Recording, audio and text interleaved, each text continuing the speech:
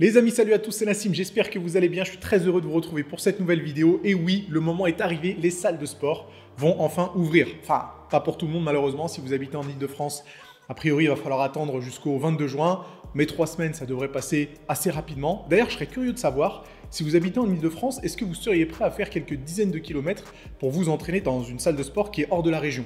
Donc si vous habitez en Ile-de-France, dites-moi dans les commentaires si effectivement vous seriez capable de le faire ou si au contraire c'est quelque chose qui vous passerait même pas par la tête.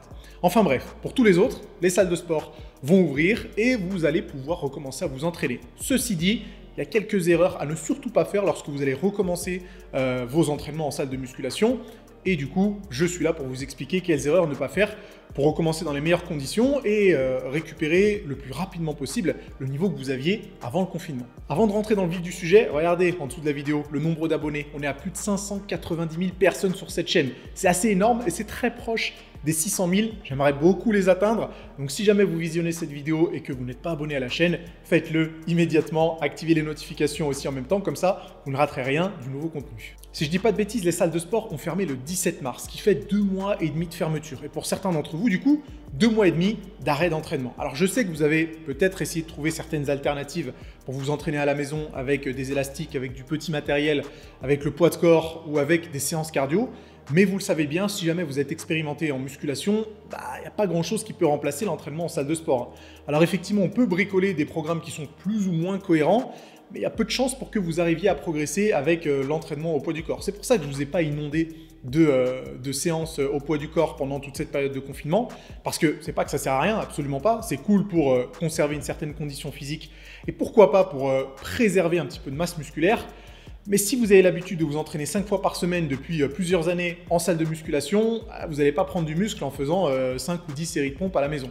Ça, je pense que vous l'avez compris. Peut-être que certains d'entre vous avaient la chance d'avoir du matériel à disposition. Et dans ce cas-là, avec un peu d'imagination, effectivement, vous avez pu probablement conserver votre masse musculaire. Mais la reprise de l'entraînement en salle de musculation, c'est pas quelque chose d'anodin après 2 mois et demi et il va falloir éviter de faire quelques erreurs bien précises. Et la première erreur, ce serait de recommencer avec le même programme que vous aviez avant le confinement. Ça, c'est une bêtise, surtout si vous ne vous êtes entraîné qu'avec des élastiques pendant cette période de fermeture. Donc, on ne reprend pas le même programme, au contraire, on prend plutôt un programme de transition pendant quelques semaines, 2 à 3 semaines, ça devrait largement suffire, avant d'espérer récupérer le programme que vous aviez avant le confinement et avant d'espérer récupérer vos performances d'avant le confinement. Parce que c'est clair, si jamais vous n'avez pas fait à la maison des séries de 6 au développé couché, si vous reprenez à l'ouverture des salles de sport des séries de 6 en développé couché, je peux vous dire que vos performances ne seront pas du tout les mêmes. Donc pour éviter cette frustration et pour éviter même peut-être un petit risque de blessure, il vaut mieux passer par un programme de transition qui vous permettra de récupérer une bonne condition physique, de récupérer des performances et de relancer un petit peu la machine. Donc ce programme de transition, à quoi il doit ressembler? Très très simple. 6 exercices par séance dans un format full body. Pour moi, c'est le plus intéressant pour un programme de transition parce que ça vous permettra de stimuler tout le corps à chaque séance et d'avoir une fréquence d'entraînement un petit peu plus élevée. 6 exercices, 3 exercices principaux, 3 exercices qu'on va appeler accessoires. Les exercices accessoires, ce n'est pas des exercices qui sont moins importants, mais c'est des exercices qui vont être moins fatigants, ou en tout cas moins stressants, et qui vous permettront d'optimiser le processus de récupération.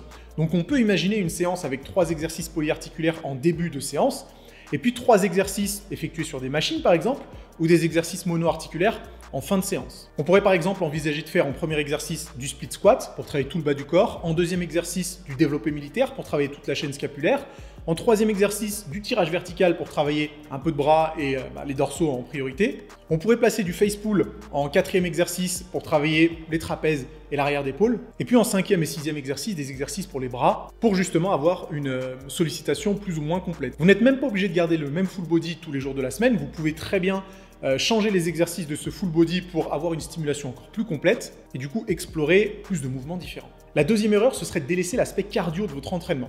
À moins que vous ayez fait des séances cardio tous les jours pendant ce confinement, il y a de fortes chances pour que vous ayez perdu votre condition physique, entre guillemets. Et cette condition physique pourrait être un facteur limitant à vos performances lorsque vous allez reprendre les entraînements.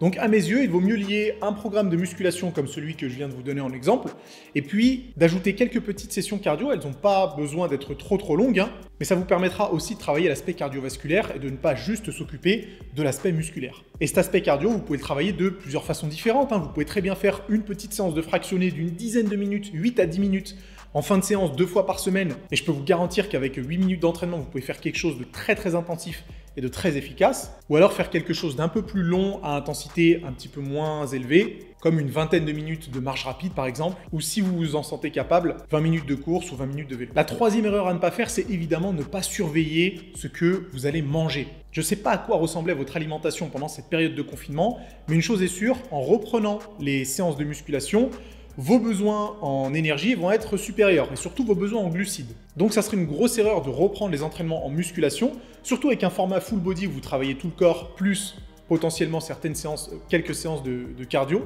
vous allez avoir besoin d'énergie. Donc c'est pas le moment de se restreindre, surtout pas en glucides. Et vous savez bien en plus à quel point ce macronutriment est important pour la récupération, donc ne négligez pas les glucides. N'oubliez pas également de reprendre une consommation de protéines relativement haute. Vous savez qu'il faudrait entre 1,8 et 2,2 grammes de protéines par kilo de poids de corps pour soutenir l'anabolisme musculaire. Donc si jamais pendant cette période de confinement vous avez été un petit peu moins sérieux par rapport aux macronutriments, essayez de reprendre quelque chose de plus carré pour optimiser la récupération, récupérer vos performances le plus rapidement possible et pour vous remettre sur le chemin de la croissance musculaire, aussi simple que ça. Alors évidemment je parle un petit peu moins de lipides parce que je pense que c'est le macronutriment qui a potentiellement été surconsommé pendant cette période de confinement, donc pas besoin de trop se prendre la tête par rapport à ça. Concentrez-vous surtout sur les protéines et les glucides et puis consommez la quantité de lipides que vous consommez habituellement. Je pense que ce sera largement suffisant. La quatrième erreur que vous pourriez faire en reprenant les entraînements à la salle de sport, ce serait de brûler les étapes. N'allez pas trop vite, ne soyez pas trop pressé. Je sais que 2 mois et demi sans salle de musculation, ça fait mal, ça fait pas plaisir. Mais ce qui est encore plus frustrant, c'est d'être handicapé entre guillemets par des courbatures qui seraient trop intenses. Donc sur les 2 ou 3 premières séances, n'allez pas forcément à l'échec, ne cherchez pas à battre des records. Faites juste ce qu'il y a à faire, c'est-à-dire stimulation musculaire, mais pas d'épuisement musculaire. Et plus le temps va passer, plus vous allez progresser sur ce programme de transition, plus vous allez pouvoir récupérer une intensité de travail un petit peu plus importante. Mais ne faites pas les fous pendant cette première semaine d'entraînement. Essayez de vous préserver au maximum et essayez de visualiser un peu plus les moyens et long terme plutôt que ce que vous pourriez faire sur le court terme. Donc si on résume le tout, voilà ce que vous allez devoir faire à partir de demain lorsque vous allez retourner en salle de sport. Premièrement, vous suivez un programme de transition pendant une dizaine à une quinzaine de séances. En fonction de votre fréquence d'entraînement, ça représente entre 2 et 3 semaines. 2 ou 3 semaines, ça passe très vite, donc ne faites pas la gueule quand je vous sors qu'il faut faire un programme de transition. Faites-le pendant une dizaine ou une quinzaine de séances et tout se passera bien. La deuxième chose à faire, c'est de ne pas négliger l'aspect cardio. Vous pouvez rajouter des petites séances de fractionnés par exemple, 1 à 2 fois par semaine ou alors du cardio un peu plus modéré, toujours à la même fréquence mais avec forcément une intensité un petit peu moins élevée. La troisième chose, ce serait de porter une attention particulière à votre programme diététique. Essayez de retrouver une consommation normale entre guillemets de protéines ou en tout cas une consommation élevée de protéines qui sera cohérente par rapport à votre objectif de prise de muscle. Ne négligez pas la consommation de glucides, il va vous falloir une certaine quantité de glucides, surtout autour de votre séance d'entraînement. Donc consommez des glucides, ne commencez pas à vous affamer pendant cette période. Et puis la quatrième chose à faire, c'est de ne pas brûler les étapes. Allez-y progressivement, ne vous excitez pas à la salle sur les premières séances, ne cherchez pas à battre des records, ne cherchez pas à vérifier si vous avez toujours le même max au développé couché ou au squat. Allez-y tranquillement sur tous les 2 et 3 premières séances avant de récupérer une intensité de travail un petit peu plus élevée. Ok les amis, c'est tout pour aujourd'hui. Je vous souhaite un bon courage pour ce retour à la salle de sport. N'oubliez pas que c'est pas parce que les salles de sport réouvrent qu'il faut vous précipiter 7 jours sur 7 à la salle pendant 2h30. Je pense qu'on est toujours dans une période de transition, en plus de devoir suivre un programme de transition. Donc à mon avis, la vie à la salle de sport va pas être exactement la même pendant ce mois de juin, mais je pense que c'est tant mieux. Je sais que vous avez probablement envie de squatter à la salle pour récupérer tous vos gains perdus, mais surtout prenez soin de vous. Et j'espère vraiment que ce retour se passera dans les meilleures conditions possibles. Sur ce les amis, c'est tout pour la vidéo d'aujourd'hui. Ça fait plaisir de vous revoir depuis que j'ai fait la dernière vidéo. Je crois que c'était un petit moment. On se retrouve dimanche prochain, le dimanche 7 si je dis pas de bêtises, pour une nouvelle vidéo. Donc on va reprendre une fréquence de publication un petit peu plus élevée et je suis sûr qu'elle vous plaira. N'oubliez pas de vous abonner, n'oubliez pas le petit pouce en l'air, n'oubliez pas de partager si jamais ça vous a plu et nous on se retrouve la semaine prochaine.